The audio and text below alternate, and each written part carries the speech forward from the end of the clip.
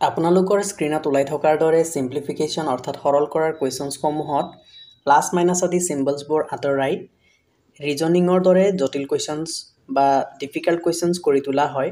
এনেধৰণৰ কুৱেশ্যনসমূহ 2022 চনত হোৱা বিভিন্ন প্ৰতিযোগিতামূলক পৰীক্ষাত আহিছিল। ADRE 2022ৰ পেপাৰ 4থতো এই কুৱেশ্যন যিটো আপোনালোকে স্ক্ৰীনত দেখি আছে এই কুৱেশ্যন আহিছিলে। গতিকে এনেধৰণৰ কুৱেশ্যনছ কেইটামান আমি এই ভিডিঅ'ৰ জৰিয়তে আলোচনা কৰিম। So the video is very important for you and your exam. Please don't skip it. যদি আপোনালোকে এডু ষ্টাডি চেনেলটো সাবস্ক্ৰাইব কৰা নাই অথবা এই চেনেলটো নতুনকৈ আহিছে প্লিজ সাবস্ক্ৰাইব ইট।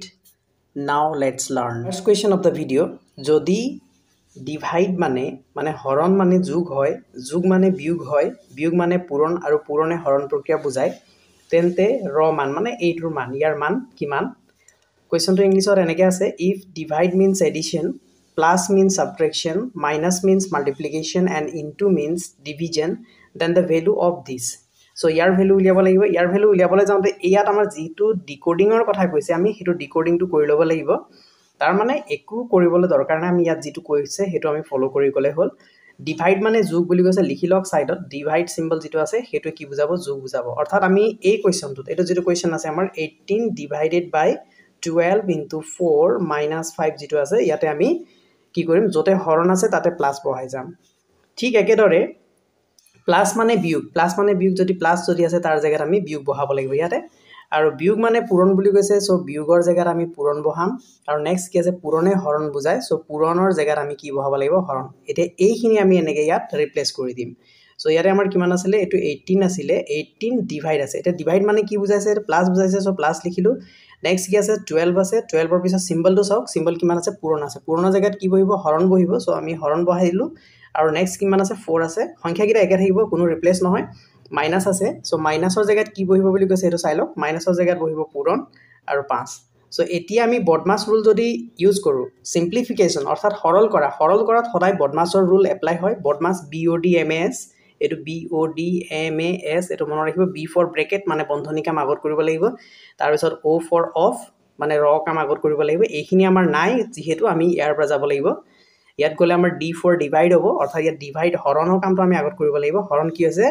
12 হৰণ 4, 12ক 4 হৰণ কৰি আছে। চ' 12ক 4 হৰণ কৰিলে কিমান পাম? 3 পাম। বাকীখিনি জাষ্ট নামি আহিব 18, এইটো নামি আহিলে, ইফালে কি নামি আহিলে? ইনটু 5 নামি আহিলে। তাৰপিছতে কি আছে? ডিৰ পিছতে এমৰ কাম আছে, মাল্টিপ্লিকেশ্যন অৰ্থাৎ পূৰণৰ কাম। পূৰণৰ কামটো যদি কৰে এইটো 3 পূৰণ 5 আছে, 3 পূৰণ 5, 5 3 গুণ 15, অলৰেডি কিমান আছিলে? 18 আছিলে, প্লাছ 15। এটা যিহেতু কেৱল প্লাছ হৈ আছে, যদি প্লাছটো কৰি দিওঁ আমি তেতিয়াহ'লে কিমান পাম? 18 যোগ 15 কৰিলে 33 পালোঁ। And 33 is the our correct answer, option D. Option D হৈছে আমাৰ কাৰেক্ট। কুৱেশ্যন নম্বৰ 2, যদি প্লাছ মানে যোগ হয়, ডিভাইড মানে যোগ হয়, হৰণ মানে যোগ হয়, যোগ মানে বিয়োগ হয়, বিয়োগ মানে পূৰণ হয়, পূৰণে হৰণ প্ৰক্ৰিয়া বুজায়, তেন্তে ইয়াৰ মান কিমান হ'ব? ইফ ডিভাইড মিনছ এডিশ্যন, এইখিনি চাই লওক আপোনালোকে, ছেম টাইপ কুৱেশ্যন আছে। আমি কি কৰিব লাগিব ইয়াত আমি চাই যাম। আৰু প্ৰথমে কুৱেশ্যনটো লিখি ল'লোঁ, 36 into 3 plus 2 minus 3 divided by 7 এনেকৈ আছে। এতিয়া ইয়াত আমি চিম্বলবিলাক চাম। ইনটু ডিভাইড মিনছ কি বুলি কৈছে? এডিশ্যন, তাৰমানে হৰণ মানে যোগ হ'ব। এইখিনি আমি এতিয়া লিখি নাথাকোঁ, আপোনালোকৰ ফাৰ্ষ্ট কুৱেশ্যনটো অলপ দীঘলীয়াকৈ মই বুজাই দিলোঁ, সেইটো মতে আপোনালোকে লিখি ৰাখিব। মই লিখি নাথাকোঁ, মই ডাইৰেক্টলি কুৱেশ্যনটো ছল্ভ কৰিবলৈ যত্ন কৰিম। এতিয়া মই কি কৰিম? ইয়াতে চাই যাম যে ডিভাইড মিনছ এডিশ্যন আছে, য'তে ডিভাইড আছে তাৰ জেগাত মই এডিশ্যন এনেকৈ লিখি দিলোঁ, তাৰ চিধা তলত। আৰু কি আছে? প্লাছ মিনছ ছাবট্ৰেকশ্যন, প্লাছৰ জেগাত মই ছাবট্ৰেকশ্যন লিখিম, ইয়াতে ছাবট্ৰেকশ্যন আহিব। আৰু কি আছে? মাইনাছ মিনছ মাল্টিপ্লিকেশ্যন, মাইনাছৰ জেগাত কি আহিব? মাইনাছৰ জেগাত মাল্টিপ্লিকেশ্যন আহিলে। আৰু আহিলে ইনটু মিনছ ডিভিজন, ইনটু জেগাত কিমান আহিব? কি আহিব? ডিভিজন আহিব। বাকীখিনি নমাই দিয়ক। 36, এইটো 3 নামি আহিলে, এইটো 2 তললৈ নামি আহিলে, ঠিক একেদৰে 3 নামি আহিলে, ইয়াত 7 নামি আহিব এনেকৈ। তেতিয়া আপোনালোকৰ সৰল কৰিব লগাটো হৈছে এইটো। This is for চিম্পলিফিকেশ্যন।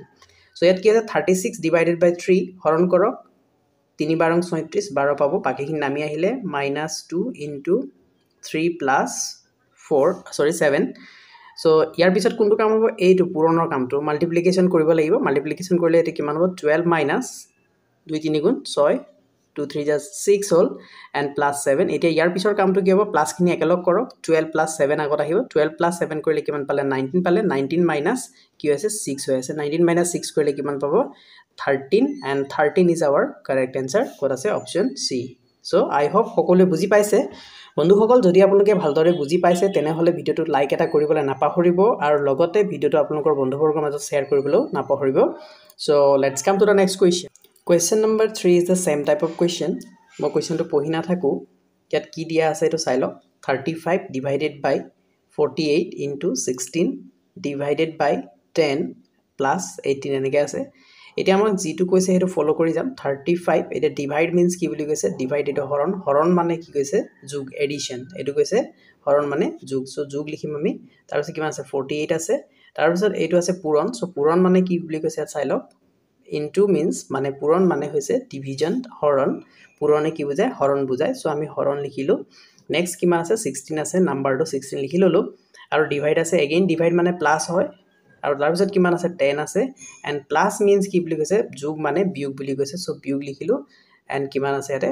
18 আছে 18 লিখি ললো এটা কোনটো কাম কৰিব লাগিব হৰণৰ কামটো কৰি লওক হৰণৰ কামটো কৰিলে বাকিখিনি নামি আহিব 35 প্লাস এটো 48 16 হৰণ কৰিলে 3 16 48 তিনিবাৰ হৰণ যাব তাৰ পিছতে কি হ'ব প্লাস 10 minus 18 এনেকে হল এতিয়া আমাৰ কাম হৈছে কি কেৱল প্লাস প্লাস মাইনাস এনেকে আছে সো প্লাস খিনি একেলগ কৰিব লাগিব 35 plus 3 plus 10 একেলগ হৈ আছে সো আমাৰ কৰাৰ কোনো প্ৰয়োজনে নাই সো প্লাস কৰিলো প্লাস কৰিলে এটো কিমান পালে এই দুটা কৰিলে আমি পালো 38 plus 10 যদি কৰি দিও কিমান পালো আমি 48 পালো and 48 minus 18 যদি কৰো আমি কিমান পাম ইয়াতে পাম আমি 30 so 30 is our correct answer so correct option code আছে option A is the correct question number 4 অকনমান চেঞ্জ হৈছে ইয়াত লিখা আছে প্লাস মানে যোগ মানে বিয়োগ বিয়োগ মানে যোগ আৰু হৰণ মানে পূৰণ মানে হৰণ সিম্বল বিলাক সদায় পঢ়ি চাব কেনেকুৱা কি চেঞ্জ হৈ আছে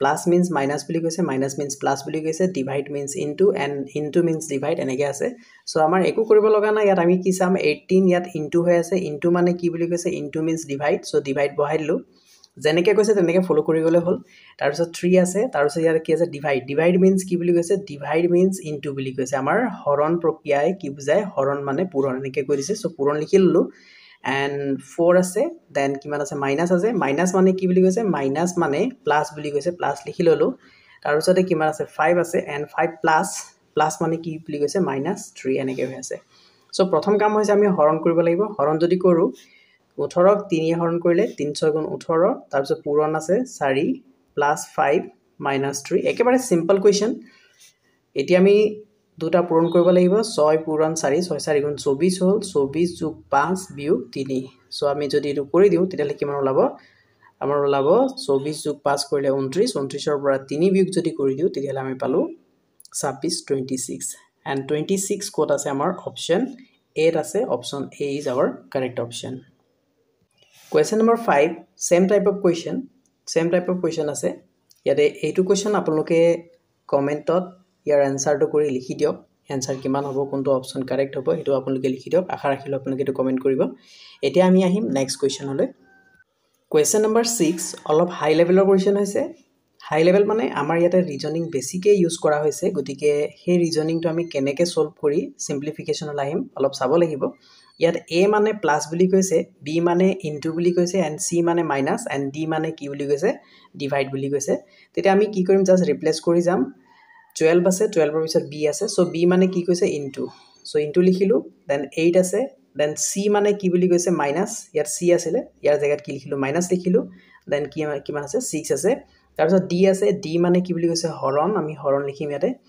নেক্সট কিমান আছে 2 আছে সংখ্যাটো তাৰ পিছত a মানে কি বুলি কৈছে a মানে প্লাস বুলি কৈছে a means প্লাস বুলি কোৱা আছে সো প্লাস লিখিলো and 4 কৰি দিলো সো এতিয়া আমাৰ একেবাৰে সিম্পল হ'ল আমি হৰণৰ কাম কৰিব লাগিব 6 divided by 2 কৰিলে আমি কিমান পাম 3 বাকিখিনি নামি আহিব লগতে আপুনি যদি বিচাৰে এইটো লগত কৰিব পাৰিব এটো যদি লগত কৰি দিয়ে তেতিয়া 12 into 8 আছে 12 8 * 96 অৰ্থাৎ 8 বাৰং 96 হ'ব and plus 4 আছে সো ইয়াৰ পিছৰ কামটো হৈছে কি এই +4 টো ইয়াৰ লগত প্লাস কৰি দিয়ক 96 ৰ লগত কাৰণ প্লাস খিনি সদায় একেলগে কৰিব লাগিব 96 টো প্লাস হয় এটো মাইনাস নহয় সো ইয়াক যদি প্লাস কৰি দিও 96 + 4 কৰিলে 100 পাম and 100 - 3 and 100 - 3 is equal to 97 so 97 আমাৰ অপচন বিলাক দিয়া হোৱা নাই 97 টো আমাৰ কাৰেক্ট অপচন হ'ব ইয়াতে সো আশা ৰাখিছোঁ এইখিনি কুৱেশ্যন আপোনালোকে ভালদৰে বুজি পালে আৰু আগন্তুক দিনত হ'ব লগা এক্সামত যদি এইবোৰ কুৱেশ্যন আপোনালোকৰ আহে তেতিয়া আপোনালোকে এই কুৱেশ্যনসমূহত কোনো ধৰণৰ অসুবিধা নাপাব, শুদ্ধ উত্তৰ কৰি আহিব।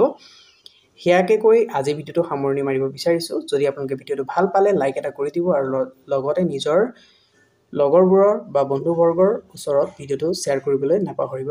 থেংকছ ফৰ ৱাচিং।